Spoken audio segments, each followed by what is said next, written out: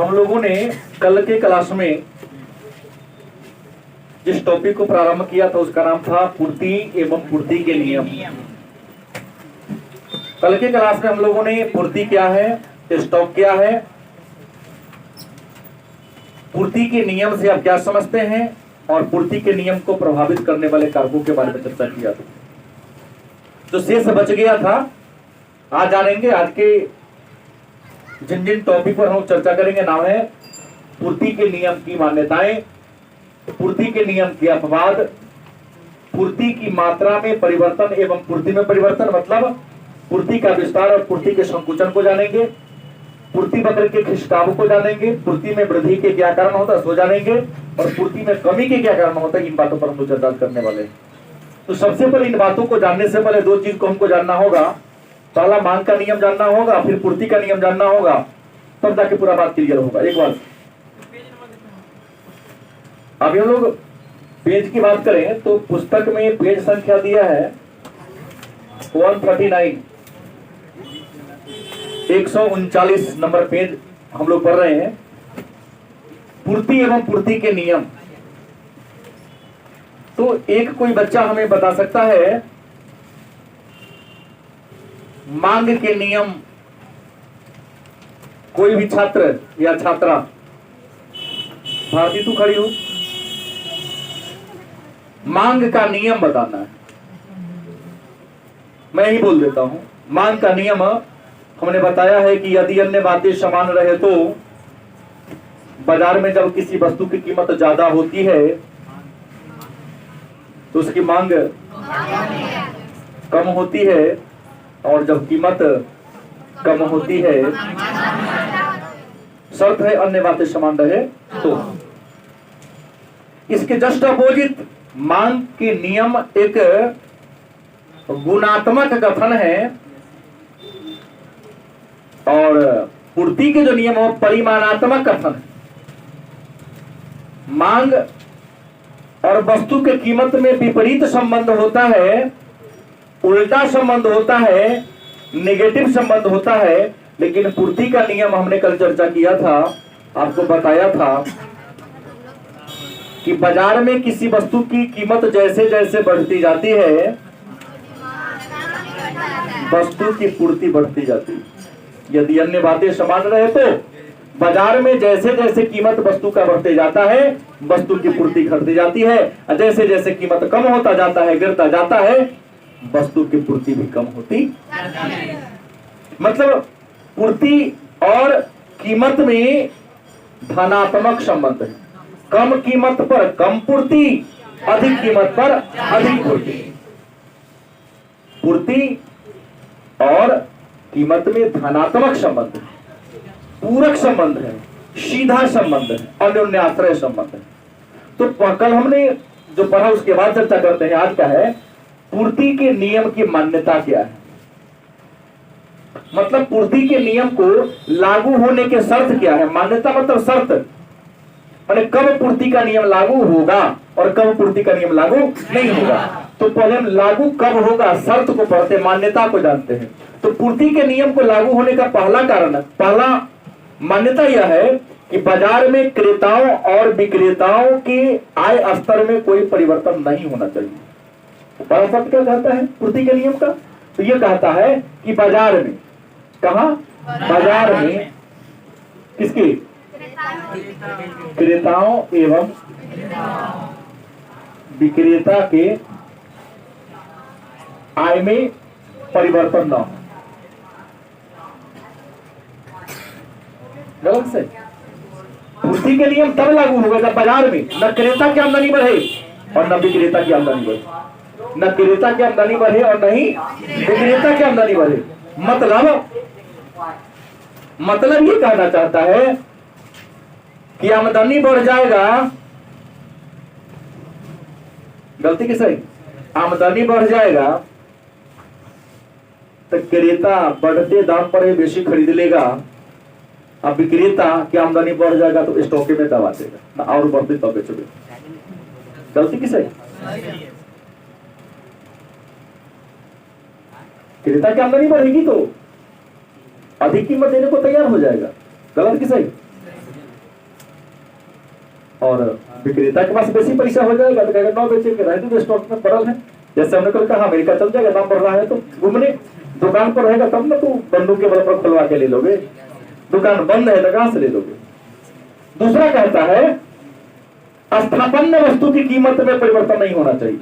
दूसरा क्या कहता है? स्थानापन्न वस्तु की कीमत न बदले। स्थानापन्न वस्तु परिभाषा कल भी दिए थे, वह वस्तु जिसका प्रयोग एक दूसरे के बदले में किया जाए, उस वस्तु का कीमत नहीं बदले ना तो पूर्ति का नियम फेल हो जाएगा, लागू ही नहीं होगा। गलती की सही? चाय का दाम बढ़ेगा, कॉफी का दाम वही रहे तो लोग चाय पीना छोड़ देगा, कॉफी खरीदेगा। मीठा का दाम ज्यादा बढ़ जाए, चीनी का दाम कम ही रहे तो लोग मीठा खरीदना छोड़ देगा, चीनी खाना शुरू कर देगा। गलती की सही? मसूरी का दाल का रेट वही रहे और अरहर के दाल का रेट गिर जाए तो लोग मसूरी खाना छोड़ देगा, अरहर का दाल खाएगा, टेस्ट है ज्यादा भाई उसका। गलत किसे? तो स्थानापन्न वस्तु की कीमत बदलनी नहीं चाहिए, नहीं तो बदलेगा तो उपभोक्ता का विचार भी बदल जाएगा भाई। तो पूर्ति का नियम यहां पर क्या हो जाएगी? प्रभावित हो जाएगी। उत्पत्ति के साधन की कीमत स्थिर रहे। तीसरा क्या कहता है? उत्पत्ति के साधनों की कीमत स्थिर रहे।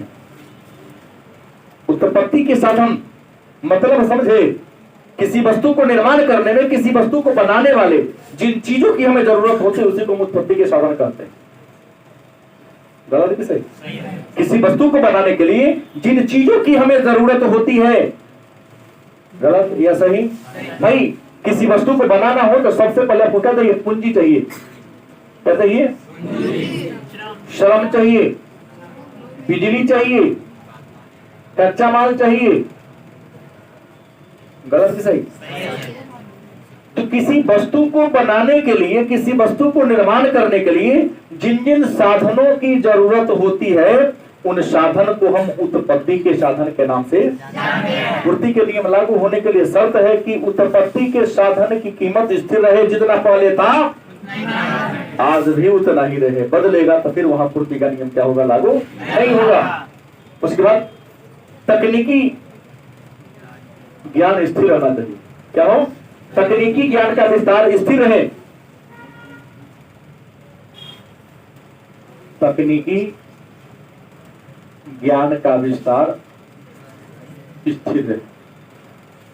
टेक्नोलॉजी वाला जो ज्ञान स्थिर रह जाए तभी नियम लागू होगा। बढ़ जाएगा तो ऐसा ऐसा आ रहा है टेक्नोलॉजी, ऐसा ऐसा यंत्र मशीन आ गया है कि जो कहावत है कि जो न करे बाबू भैया से करे रुपैया। तो इंसान, अरे जहां सूर्य का प्रकाश नहीं जाता वहां तो टेक्नोलॉजी चल जा रहा है, इंसान के द्वारा बनाया गया मशीन वहां पहुंच जा रहा है। तकनीकी जो है पहले स्थिर है, वही स्थिर रहे। जरा परिवर्तन हो जाएगा तो नियम लागू नहीं होगा। वो पहले का समय था कि दरवाजे पर कुटुंब आ गया और दही चूड़ा का डिमांड कर रहा है, दूध घर में है, केना जमेगा, बड़ा दिक्कत है ना। अब तो जब तक कहेंगे ऐसा करो, आप तो थोड़ा सा हाथ पैर धोइए, थोड़ा सा गप सप करेंगे, और ऐसा केमिकल आ गया है कि दूध में 3 बूंद डाल दो 15 मिनट दूध जम जाएगा, लगेगा कि 4 दिन पहले के जमा हुआ, फ्रिज से निकाला हुआ है। गलत किसे? यही दूध तो आ रहा है, दही तो जो मिल रहा है डब्बा में आपके यहाँ जो पहुंचा दे रहा है, एक लिक्विड से जमता है वो, और हानि करे लाभ करे। विज्ञान के दौर में, फैशन के दौर में गारंटी की इच्छा ना करे। जाओगे होटल में क्रीम चॉप खाओगे, रसमलाई खाओगे तो हानि करवे करेगा। जाओ स्वस्थ रहना तो रसगुल्ला केवल खाओ, क्योंकि रसगुल्ला ही प्योर है, बाकी कोई प्योर नहीं। अब पसंद रहे हमको इससे मतलब नहीं। गलत की सही? हमने यहाँ तक प्योरिटी की बात किया, जो प्योर है उसकी मैंने बात किया। तकनीकी ज्ञान का विस्तार स्थिर रहेगा तो नियम लागू होगा। उसके बाद सरकार की नीति नहीं बदलनी चाहिए। क्या हो? सरकार की नीति न बदले। सरकार फोकस किया श्रम प्रधान तकनीक अपनाओ, तुरंत है नहीं पूंजी प्रधानता के निकालना हो, सब काम जेसीबी से करवाओ, पोपलिन से करवाओ, मजदूर से मत करवाओ क्योंकि महंगा हो जाएगा। सरकार की पॉलिसी नहीं बदलनी चाहिए। और भी है उपभोक्ता का रुचि आदत फैशन न बदले। तो ये मांग के नियम की क्या है? मान्यताएं हैं। सॉरी, पूर्ति के नियम की क्या है? मान्यता है। ये सारे पूर्ति के नियम की क्या है? पूर्ति के नियम के कुछ अपवाद भी हैं। पूर्ति के नियम के कुछ अपवाद भी हैं जहां पर यह नियम लागू नहीं होता है। मन में होगा कि सर पूर्ति के नियम के अपवाद क्या है? तो पूर्ति के नियम का पहला अपवाद है कृषि वस्तुओं पर यह नियम अनिवार्य रूप से लागू नहीं होता है। मतलब सीधा कहा, कृषि में यह नियम लागू नहीं होता। पूर्ति के नियम कहता है कि कम दाम पर कम पूर्ति, अधिक दाम पर अधिक पूर्ति। गलत कि सही? कह रहा हूं सर। अभी अचानक गोभी 60 रुपये बिक रहा है, 125 रुपये किलो हो जाए, खेत में रोप देंगे यार, घोड़े तक हो जाएगा? नहीं ना होगा। दाम बढ़ेगा अचानक। तुम पूर्ति कृषि वाला बढ़ा नहीं सकते हो, कारखाना वाला तो बढ़ा सकते। कच्चा माल मार्केट में मिल रहा है, लेबर को 100 के बाद 150 देंगे। नाइट मतलब ओटी, मतलब क्या कहते हैं उसको, over time, over duty, extra work उससे करवा लेंगे। 8 घंटा के मतलब 16 घंटा उससे काम करवाएंगे। अब तो ऑटोमेटिक मशीन आ गया है, और तो कमांड देना है मशीन पर, कच्चा माल डाल देना है, बस पार्टी को बजा के रखो, आधा घंटा में लेके आ रहा। गलत कि सही? कृषि में यह नियम लागू, कल कारखाना में नियम लागू होता, अन्य जगह लागू नहीं होता है। दूसरा, नाशवान वस्तु पर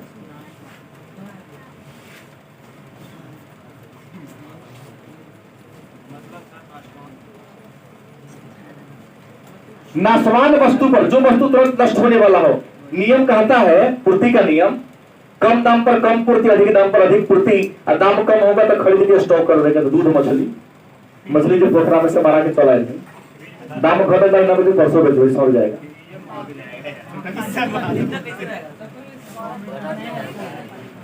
गलत कि सही?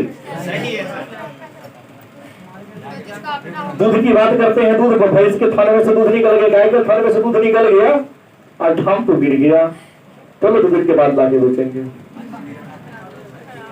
पता चलेगा दूध खराब हो जाएगा। गलत कि सही?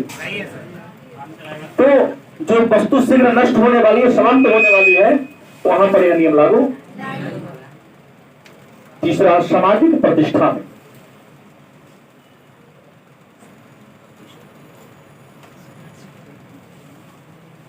कुछ ऐसी वस्तुएं हैं जिनसे हमारी सामाजिक प्रतिष्ठा, सामाजिक मर्यादा, सामाजिक सम्मान में बढ़ोतरी होती है, वहां पर भी यह नियम लागू नहीं होता। तो मांग के नियम के क्या है? ये अपवाद है। अब कहता है कि पूर्ति एवं पूर्ति में परिवर्तन, पूर्ति की मात्रा में परिवर्तन एवं पूर्ति में परिवर्तन, मतलब दो बात पढ़ना है। पूर्ति का विस्तार क्या है और पूर्ति का संकुचन क्या है? तो भाई बड़ी आसान है, पूर्ति के नियम को ही दोनों बात कर समझा रहा है दूसरे तरीके से। पूर्ति का विस्तार क्या है? तो पूर्ति के विस्तार का मतलब हो गया, पूर्ति का नियम के अनुसार आपको शायद पता ही है कि कम कीमत पर कम पूर्ति तथा अधिक कीमत पर अधिक पूर्ति। अब इस दोनों, इसी वाक्य में इस दोनों का परिभाषा छुपा हुआ है। किताब कितना लिखा, छोड़ो बात को, समझने की बात, घरे पढ़ते रहना। कहते पूर्ति विस्तार क्या है? तो पूर्ति का बढ़ जाना। पूर्ति विस्तार मतलब, पूर्ति विस्तार का मतलब हुआ पूर्ति का बढ़ जाना। मतलब कीमत ज्यादा है तो पूर्ति क्या होगा? बाजार में किसी वस्तु का भाव बढ़ जाए, पूर्ति बढ़ जाए तो क्या कहेंगे? कीमत बढ़ गया। तो कीमत बढ़ेगा तो लोग अपने गोदाम में से सामान लेके जा जाके कहाँ रखना शुरू कर देता है? गोदाम में डालना शुरू, गोदाम से निकालता है, बाजार में भेजना शुरू करता है। मतलब स्टॉक को निकालना, सप्लाई में बदलना शुरू करता है। स्टॉक चेंज हो जाता है, कीमत बढ़ने पर स्टॉक चेंज होकर क्या बन जाता है? सप्लाई। गलती की सही? तो अधिक कीमत होगा तो पूर्ति भी क्या होगी? अधिक। इसको पूर्ति का विस्तार करेंगे कि ना कहें? अधिक कीमत पर अधिक पूर्ति और कम कीमत पर हम इसे क्या कहेंगे? इसे कह देंगे पूर्ति का विस्तार, और इसे कहेंगे पूर्ति का।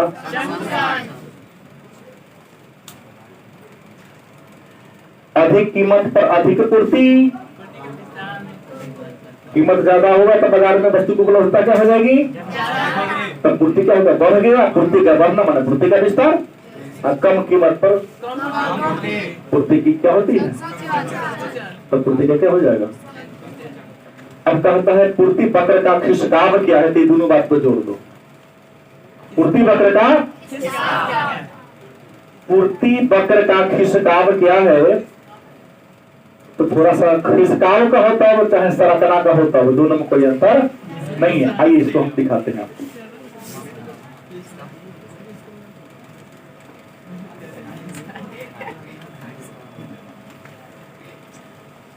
पूर्ति वक्र के खिसकाव को यदि समझना है, सरकार को समझना है, तो हमें एक रेखा चित्र बनाना पड़ेगा। YOX गलत किसे? हम यहां पर क्या दर्शा दें? OY अक्ष पर कीमत और OX अक्ष पर पूर्ति। गलत किसे? रेखा चित्र में OY अक्ष पर हमने क्या माना? कीमत को माना, मतलब कीमत इक्वल टू प्राइस। और OX अक्ष पर हमने क्या मान लिया? क्वांटिटी, पूर्ति। पूर्ति वस्तु का होता है। गलत सही? तो इसको हम क्वांटिटी मान लो। क्यों? गलती की सही? विस्तार करने के लिए वैसे लिखना पड़ेगा, कोड दे दीजिए, समझ जाएगा। हम क्या देखते हैं कि वस्तु की प्रारंभिक कीमत मान लो 10, कीमत बढ़ गया 20, कीमत बढ़ गया 30, कीमत बढ़ गया 40, कीमत बढ़ गया 50, यहां होगा 50, यहां हो गया 60, यहां हो गया 70, यहां हो गया 80 और यहां हो गया 90। अब क्या है? पूर्ति वक्र का खिसकाव क्या है? तो इन दोनों को सम्मिलित रूप से जो हम अगर चित्र में समझा दे आपको, गलत की सही? अब देखिए कीमत कितना है? 10 रुपया। यहाँ टेस्ट करो, सप्लाई हो जाएगा, पूर्ति नहीं लेना पड़ेगा। पूर्ति को सप्लाई कहते हैं ना। तो कीमत 10 रुपया तो सप्लाई 50 इकाई, कीमत बढ़कर सप्लाई कितना हो गया? कीमत बढ़कर हो गया तो सप्लाई 70 इकाई, कीमत बढ़कर 80 इकाई, कीमत बढ़कर 90 इकाई। गलती किस है? हम इसको एक आराम से परिरेखा खींच दे, हम इसको मान सकते हैं A B C D E। गलती किस है? हम क्या देख रहे हैं? कीमत कम है तो पूर्ति कम है, तो इसलिए तो कर दिए सबसे कम तो 50 था, ज्यादा क्या ना पूर्ति मान के नियम पर बुद्धि घूम रहा है। जैसे जैसे हमारा कीमत बढ़ रहा है, देख रहे हैं 10 पर 50 पर A इकाई था, 20 पर 60 पर B बढ़ती जा रही है। कीमत बढ़ रहा है, सप्लाई भी पूर्ति भी। हम सीधे इसको इधर की ओर ले चले, इसको इधर क्यों लिखते पड़े? तीर का तीर मत दो, तीर नीचे से कहां जा रहा है? कीमत बढ़ रहा है तो पूर्ति भी, इसे क्या कहेंगे? पूर्ति का विस्तार कहेंगे कि नहीं? पूर्ति पत्र का खिसकाव भी हो गया। हम इसी चित्र की सहायता से दूसरा कर दे। दो चित्र बनाना नहीं है, थोड़ा डायरेक्शन चेंज कर देना है। माने कीमत ऊपर से कहां रहा है? पहली कीमत कितना था? 50 पर पूर्ति कितनी थी? कीमत बढ़ गया, घट गया, कितना हो गया? पूर्ति कितनी हो गई? कीमत 30, पूर्ति 70, कीमत 20, पूर्ति 60, कीमत 10। नीचा से कहां गया? ऊपर से नीचा आ गया, राइट टू लेफ्ट आ गया, बाएं से बाएं यहाँ हो रहा, इधर से होगा तो बाएं से दाएं जाएगा। ये मेरा राइट हैंड है, ध्यान देना है। यहाँ क्या हमने देखा? तो इसे हम पूर्ति का क्या कर देंगे? तो पूर्ति के विस्तार और संकुचन को सम्मिलित रूप से क्या कहेंगे? दाम बढ़ गया तो ऊपर खिसक गया, और दाम घट गया तो नीचे उस तरह पे गया। कोई दिक्कत? अब दो प्रश्न मेरे सामने लास्ट बच जाते हैं। पूर्ति में वृद्धि के कारण और पूर्ति में कमी के कारण।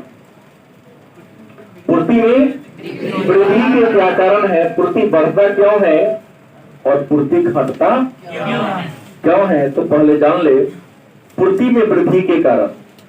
तो पूर्ति में वृद्धि का पहला कारण होगा, अगर हम यहां ले ले इसको, तो तकनीक में सुधार। क्या होगा? टेक्नोलॉजी सुधरेगा तब पूर्ति बढ़ेगा, तो कम समय में बहुत ज्यादा वस्तु का उत्पादन हो जाएगा। दूसरा क्या कहता है? उत्पादन के साधनों में की कीमत में परिवर्तन। क्या कहता है?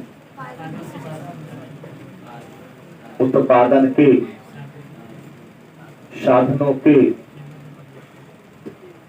कीमत में परिवर्तन। भाई उत्पादन के साधन का कीमत घट जाए, तुरंत उद्योगपति खरीद कर सामान बेसी बना देता है। साधन का कीमत घटेगा तो भाई पूर्ति तो बढ़वे करेगा ना। तीसरा, स्थानापन्न वस्तु की कीमत में कमी। अब स्थानापन्न वस्तु समझाने की शायद जरूरत नहीं है। मैं तीसरा कहा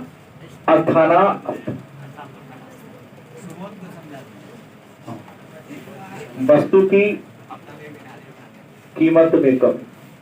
स्थानापन्न वस्तु की कीमत घट जाए तब भी यहां पर पूर्ति क्या हो जाएगा? बढ़ जाएगा। फर्मों की संख्या में वृद्धि। फर्मों की संख्या में वृद्धि। फर्म माने कारखाना, उद्योग।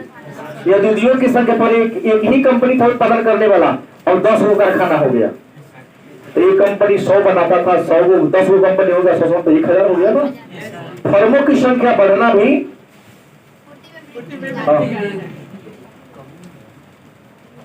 टैक्स में कमी। बता रहा हूं, कर में कर कम होगा तो बोझ कम पड़ेगा उद्योगपति पर, पूर्ति बढ़ा देगा। कॉमेंट टैक्स लगे बना ले, बहुत ज्यादा फायदा हो जाएगा। यदि सरकार कर घटा देता है, टैक्स कम कर देता है, तो पूर्ति क्या होती है? बढ़ जाती है, क्योंकि पूंजी बेची लगाएंगे, ज्यादा उत्पादन करेंगे तो वो टैक्स तो कम देना है। इसके अलावा अनुदान में वृद्धि। सरकार यदि अनुदान बढ़ा दे क्या होगा? अनुदान में वृद्धि। अनुदान को अंग्रेजी में सब्सिडी कहते हैं। सरकार यदि अनुदान क्या कर दे? बढ़ा दे, कि घाटा होगा तो सरकार देखने को क्या है? तैयार है, तो यहां पर पूर्ति क्या हो जाएगा? बढ़ेगा ना। और भी कई कारण है। लास्ट प्रश्न है, तो पूर्ति में कमी के कारण। पूर्ति में के कम होने का क्या कारण है? तो पहला बात, पुरानी तकनीक।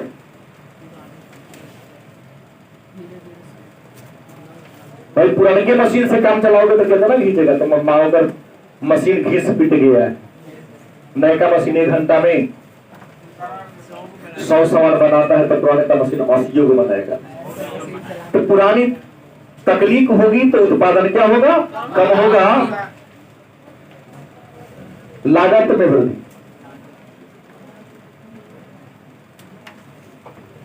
जो वस्तु बनाते हैं लागत बढ़ रहा है तो कोई नहीं चाहेगा कि लागत बढ़ेगा तो सामान तो महंगा होगा भाई, और सामान महंगा होगा तो कोई खरीदना पसंद करेगा, तो ग्राहक की संख्या घटेगी। तो लागत का बढ़ना भी पूर्ति में कमी का कारण है, क्योंकि जब लागत बढ़ने लगता है तो कई दुकानदार ऐसे ही दुकान बंद कर देता है। सही बोलो। तो इस लाइन में बहुत सारे दुकान खुलते हैं, कोचिंग भी दुकान ही हो गया है, करने की बात नहीं है। बहुत सारे दुकान खुलते हैं, खूब कंपटीशन करते हैं। अभी वो तो इतना बच्चा को पढ़ा रहे हैं, संघर्ष नहीं देखता। एक बार में ही बच्चों की संख्या बढ़ाने के लिए तरह तरह के हथकंडा बनाते हैं। कोई इनाम में कार देते हैं, तो कोई ट्रेन देते हैं, कोई ट्रक देते हैं। तो बोल रहा हूँ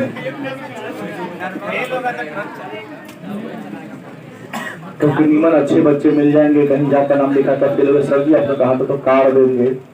कहीं मान लो कि 90% नंबर ले आया, कार लाया तो खेत बेच के देना पड़ेगा।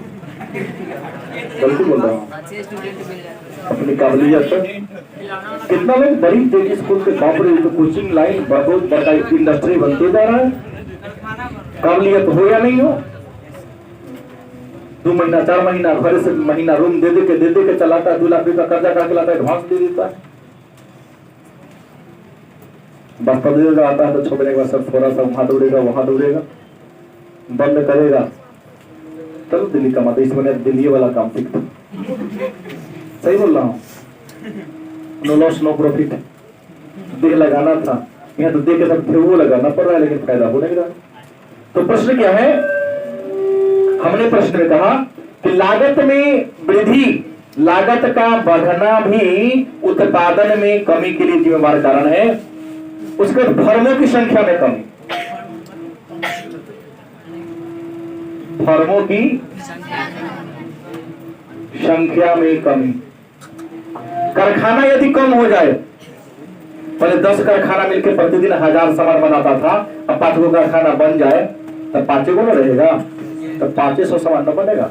तब फर्मों की संख्या मतलब कारखाना की संख्या बढ़ने से अगला भविष्य में कीमत बढ़ना, भविष्य में कीमत बढ़ने वाला है।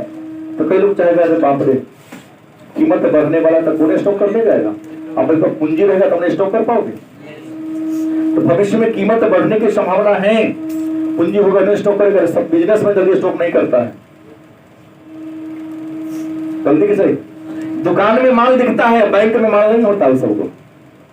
गलती बोला सही बोला? हाँ, दुकान में खूब माल दिखेगा। आजकल दुकान में माल ना दिखे, बड़ा बैंक में माल होगा, तो बिजनेसमैन नहीं कहलाता। इकोनॉमिक्स का रूल है, negativity is the sign of development. आप नेगेटिव को कर्ज में सिद्ध करता है कि बहुत आगे बढ़ रहे हैं, लेकिन कर्ज शराब पीने के लिए नहीं, सिगरेट पीने के लिए नहीं, बेटा बेटी के विवाह में दिखावा के उड़ाने के लिए कर्जा ना लो, बिजनेस करने के लिए कर्जा लो। क्योंकि देश के विश्व के जितने बड़े बिजनेसमैन हैं सब कर्ज लेके ही, लोन लेके बिजनेस करते हैं। अपनी औकात कहाँ है मुकेश अंबानी का? अलग बात है, दुनिया का टॉप 10 में है वो, लेकिन कर्जा गिराना शुरू कर दे उनके ऊपर सभी बैंक का। हाँ, तो इंडिया का नंबर 1 जरूर होंगे वो। हाँ, कारोबार अच्छा चल रहा है। बेईमानी विजय माल्या की तरह उनके मन में नहीं है, नीरव मोदी की तरह उनके मन में नहीं है। उनका तो देश को कमाएंगे, देश को आगे, देश से कमाएंगे, देश को आगे बढ़ाएंगे। हमारे मोदी जी कहने के लिए पीएम है, ये प्रशासनिक पीएम है, आर्थिक पीएम मुकेश अंबानी। क्योंकि नीति नहीं है उनको, नीति बनाने से पहले उनसे मशवरा किया जाता है, देश उन्हीं के पैसा से चलता है। हम कई बार बच्चों को बोलते हैं भ्रम में क्यों रहते हो कि राहुल गांधी आएगा, अब फलानमा गांधी की सरकार बनेगी तो हमारे हित के लिए बनेगा, तो देते के सरकार को तुम तो खैरात खाने के लिए तैयार हो, तो खैरात वाले खाने वाले को नियम सरकार कभी नहीं बनाती है। और जो सरकार खैरात खाने वाले के लिए नियम बना देगी वो सरकार 4 दिन में गिर जाएगी, वो देश को नहीं चला पाएगी। देश को पूंजीपति वर्ग की पूंजी से चलाया जाता है। तो जब भी कोई कानून बनेगा पूंजीपति वर्ग के हित में रखकर, हाँ, उससे पैसा लेकर तुमको खैरात में कहना। अजमल ने सुबह कहा सर 5 किलो मिलता है ना, तो आपकी औकात 5 किलो लेने की है, तो फिर आपके अनुसार कानून क्या बनेगा जी? हमने किसी पर्सनल का नाम नहीं लिया, हमने अपना भी नाम उसमें जोड़ा है। तो फर्मों की संख्या घटना बढ़ना भी इसके लिए जिम्मेवार है। ठीक है, आज के क्लास में